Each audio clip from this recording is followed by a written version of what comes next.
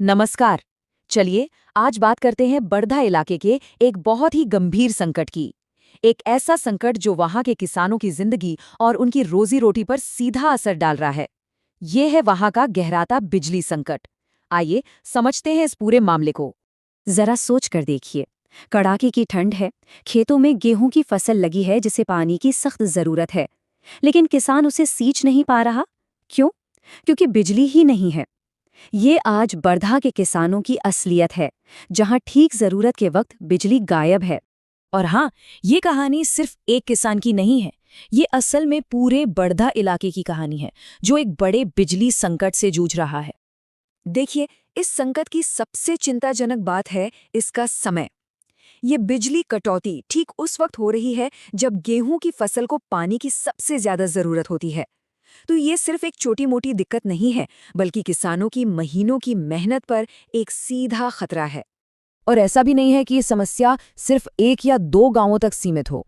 बकेशर, अहिरौली से लेकर चौकी, खदर, भीरा और बदरगाहन तक दर्जनों गांव इस परेशानी से जूझ रहे हैं।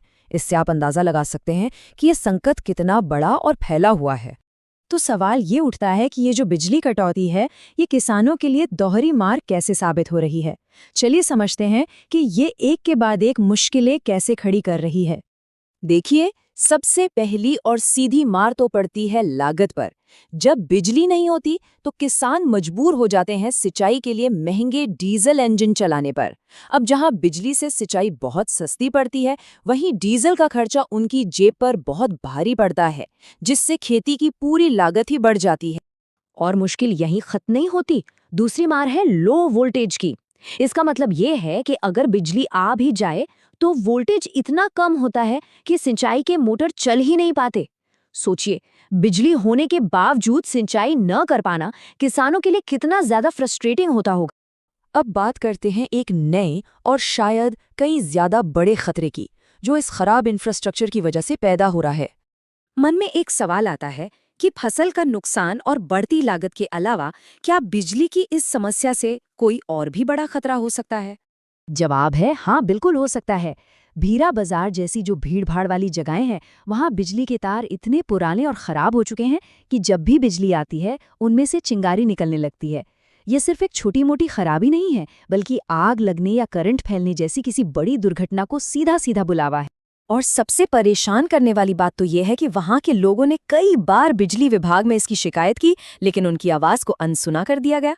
नतीजा, ये खतरनाक हालत आज भी वैसी की वैसी ही बनी हुई है। लेकिन यहाँ के लोग सिर्फ हाथ पर हाथ धरे नहीं बैठे हैं। वो सिर्फ समस्याएं नहीं गिना रहे, बल्कि सब मिलकर इसके समाधान की मांग भी कर रहे हैं। उनकी 3 मांगें हैं, जो बिल्कुल सीधी और साफ हैं। पहली, ये जो पुराने और खतरनाक तार हैं, उन्हें फौरन बदला जाए। दूसरी, सिंचाई के इस जरूरी मौसम में बिजली कटौती बंद की जाए। और तीसरी, ये जो लो वोल्टेज की समस्या है, इसे हमेशा के लिए ठीक किया जाए। ये मांगे सिर्फ जायज़ ही नहीं, बल्कि बहुत ज़रूरी भी हैं।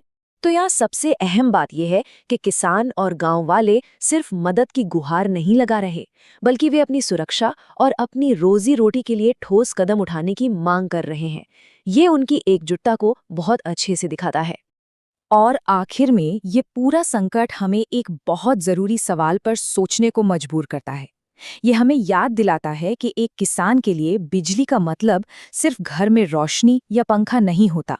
बिजली का मतलब है उसकी फसल, उसकी कमाई, उसकी सुरक्षा और हाँ, उसका भविष्य।